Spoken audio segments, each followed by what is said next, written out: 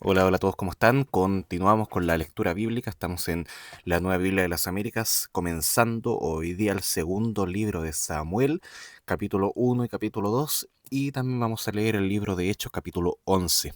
Así que vamos allá, vamos a comenzar con el primer capítulo del segundo libro de Samuel.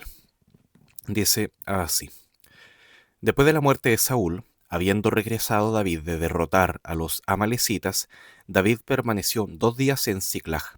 Al tercer día, un hombre llegó del campamento de Saúl con sus ropas rasgadas y polvo sobre su cabeza. Al llegar ante David, se inclinó a tierra y se postró, y David le preguntó: ¿De dónde vienes? Me he escapado del campamento de Israel, le respondió David. Le respondió. David le preguntó: ¿Qué aconteció? Te ruego que me lo digas. Y él respondió: El pueblo ha huido de la batalla, y también muchos del pueblo han caído y han muerto. También Saúl y su hijo Jonatán han muerto. Así que David le preguntó al joven qué se lo había contado. ¿Cómo sabes que Saúl y su hijo Jonatán han muerto? El joven que se lo había contado dijo: Yo estaba por casualidad en el monte Gilboa y vi que Saúl estaba apoyado sobre su lanza y que los carros y los jinetes lo perseguían de cerca. Al mirar él hacia atrás, me vio y me llamó, y dije: Aquí estoy. Y él me dijo: ¿Quién eres? Y le respondí: Soy una malecita. Entonces él me dijo: Te ruego que te pongas junto a mí y me mates, pues la agonía se ha apoderado de mí, porque todavía estoy con vida.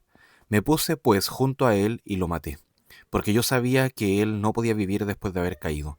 Tomé la corona que estaba en su cabeza y la pulsera que estaba en su brazo, y los he traído aquí a mi señor.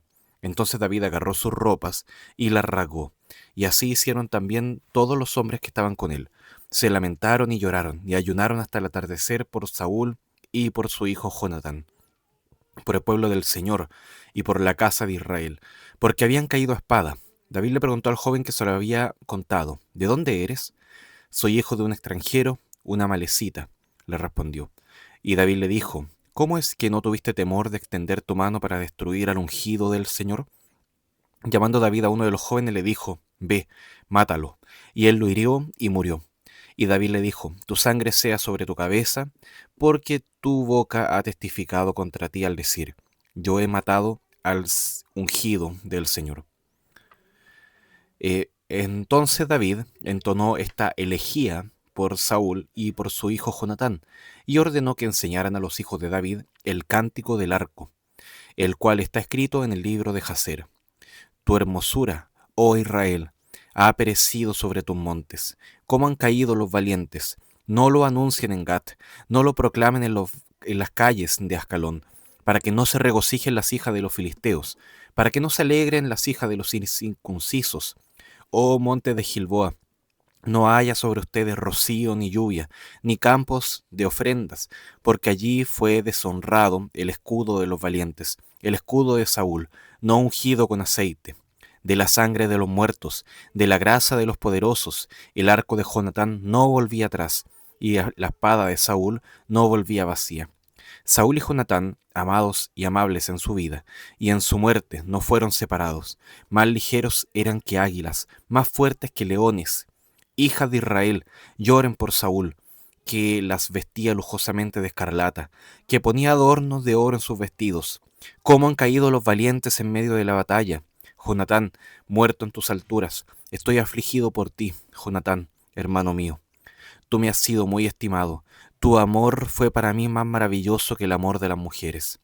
Cómo han caído los valientes y perecido las armas de guerra. Segundo de Samuel, capítulo 2. Después de esto, David consultó al Señor: ¿Subiré a alguna de las ciudades de Judá? Y el Señor le dijo: Sube. ¿A dónde subiré? Dijo David. Y él dijo: A Hebrón.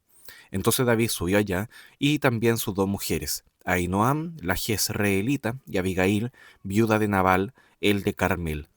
Y David trajo a los hombres que estaban con él, cada uno con su familia, y habitaron en las ciudades de Hebrón. Los hombres de Judá vinieron y ungieron a David como rey sobre la casa de Judá. Y avisaron a David. Fueron los hombres de Jabes de Galaad los que sepultaron a Saúl. Y David envió mensajeros a los hombres de Jabes de Galaad a decirles: benditos sean del Señor, porque han mostrado esta bondad a Saúl su señor, y lo han sepultado. Ahora, que el Señor les muestre misericordia y verdad, y yo también les haré bien por esto que han hecho. Fortalezcan, pues, sus manos y sean valientes, porque Saúl su señor ha muerto, y la casa de Judá me ha ungido rey sobre ellos.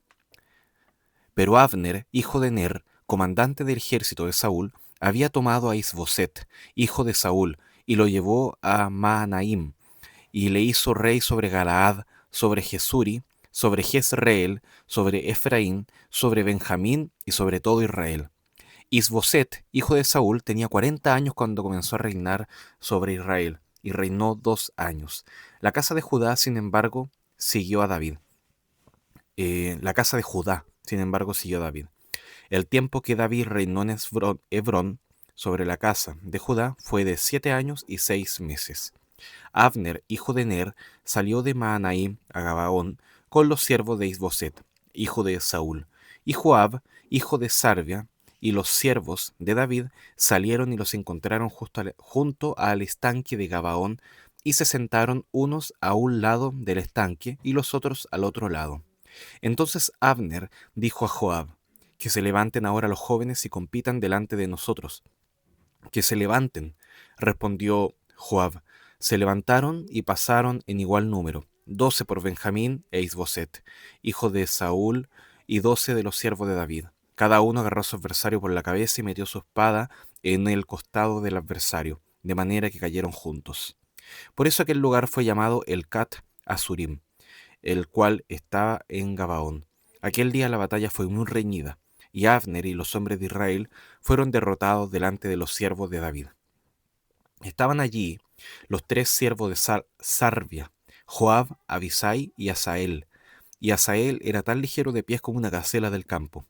Asael persiguió a Abner y no se desvió ni a la derecha ni a izquierda de ir tras Abner. Entonces Abner miró atrás y dijo: ¿Eres tú, Asael?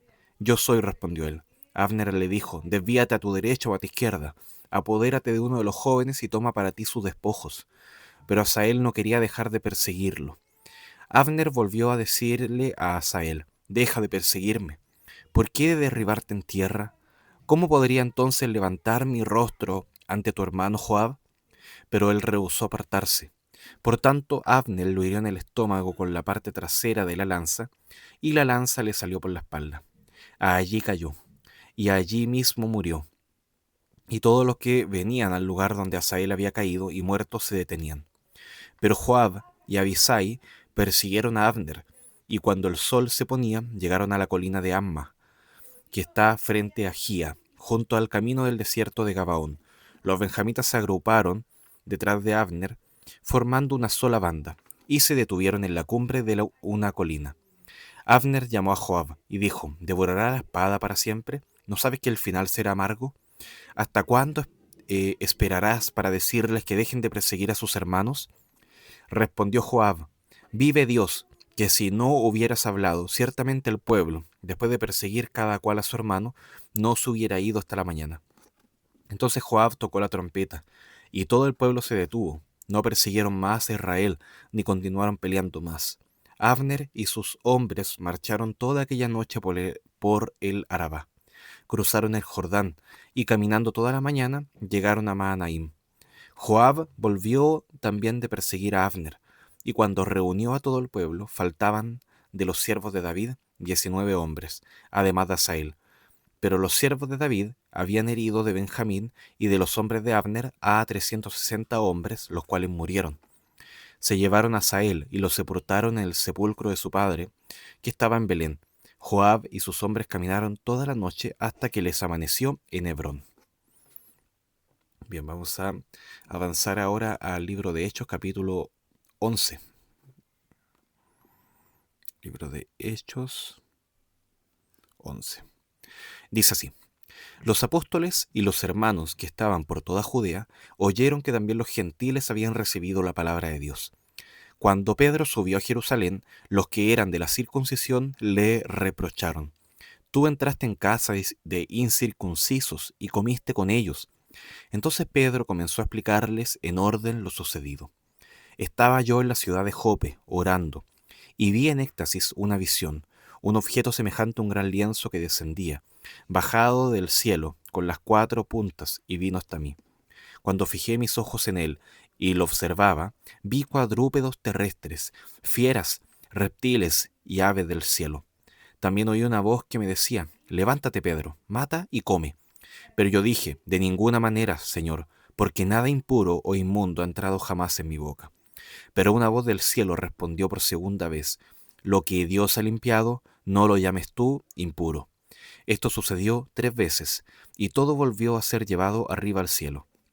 En aquel momento se aparecieron 3 hombres delante de la casa donde estábamos, los cuales habían sido enviados a mí desde Cesarea, y el Espíritu Santo me dijo que fuera con ellos sin dudar.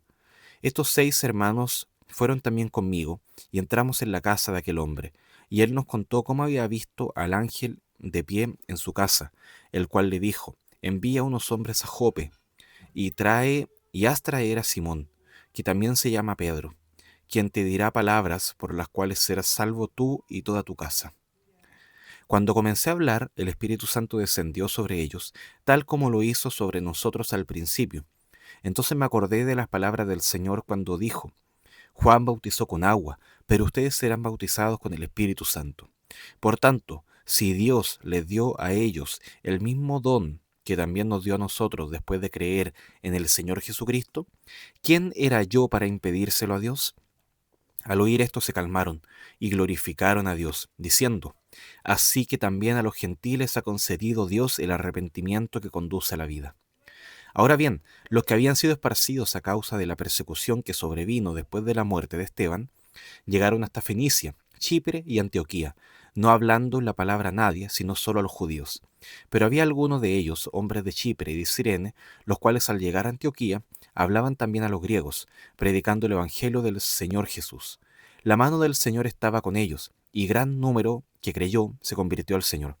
La noticia de esto llegó a oídos de la iglesia de Jerusalén, y enviaron a Bernabé a Antioquía, el cual, cuando vino, vio la gracia de Dios, se regocijó y animaba a todos para que con corazón firme permanecieran fieles al Señor, porque era un hombre bueno y lleno del Espíritu Santo y de fe.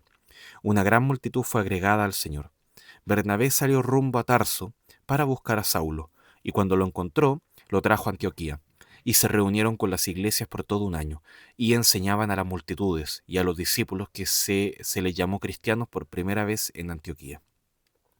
Por aquellos días unos profetas descendieron de Jerusalén a Antioquía, y levantándose uno de ellos, llamado Agabo, daba a entender por el Espíritu Santo que ciertamente habría una gran hambre en toda la tierra.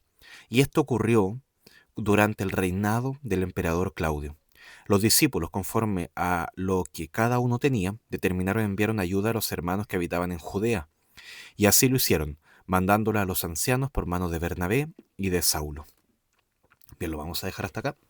Leímos entonces 2 de Samuel, capítulo 1 y 2, comenzando este libro, y también leímos el libro de Hechos.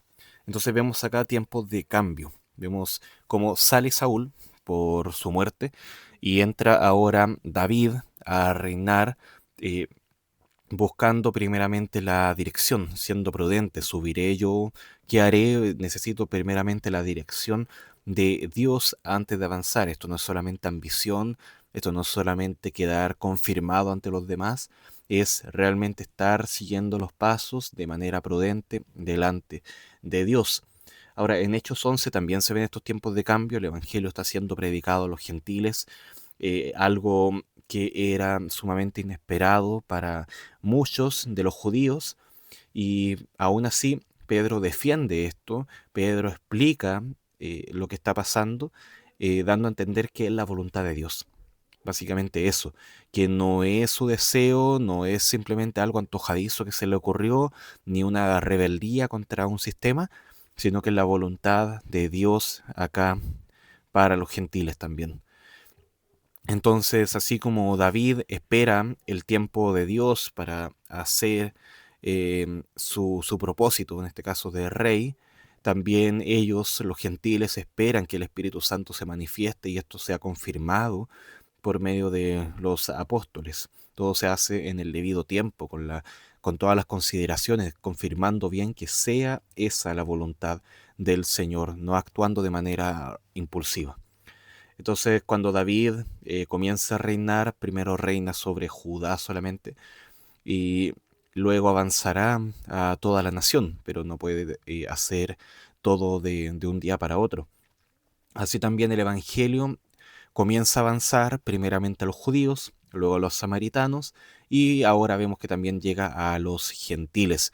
Entonces eso es el plan de Dios que se va revelando de manera progresiva para que entendamos que el Evangelio puede llegar a todas las personas.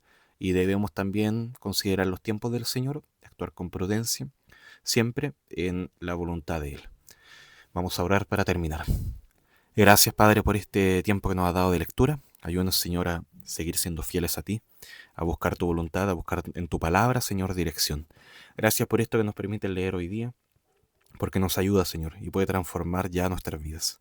Oramos en el nombre de Jesús. Amén. Bueno, que el Señor les bendiga. Un abrazo. Chao, chao.